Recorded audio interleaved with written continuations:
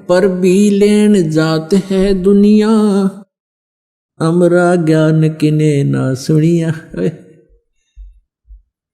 भगवान हमारे पिता हमारे बीच में खड़े होकर रो रहे हैं और कह रहे हैं कि पर भी लेन जात है दुनिया, हमरा ज्ञान किन्हें ना सुनिया। ये बोली आत्माएं कुंभ के मेले पर जो पर भी लगती है, वहां उस तालाब में स्नान करके मोक्ष मान रहे हैं।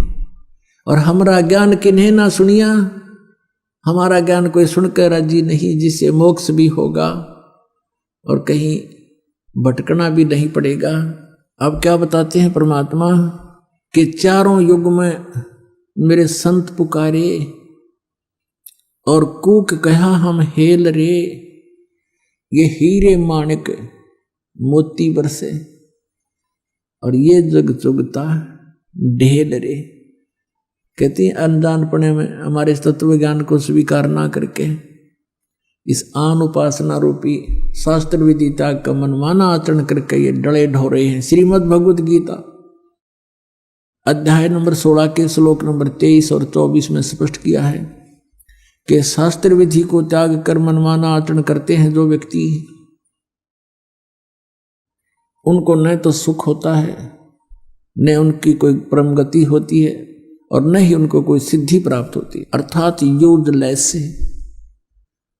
तो भक्ति तीन वस्तुओं को प्राप्त करने के लिए करते हैं, सुख हो, परम गति हो, हमें कुछ सिद्धि प्राप्त हो। सिद्धि के साथ ही हम सतलोक जा सकते हैं। लेकिन हम सिद्धि का दुरुपयोग यहां करने लग गए। ये साधु संत जो पहले जो महात्मा प्रसिद्ध हो गए, वो परमात्मा की भक्ति करके अपने टायर में हवा भर लेते थे और फिर अपने टायर से दूसरों में हवा भरने लग जाते।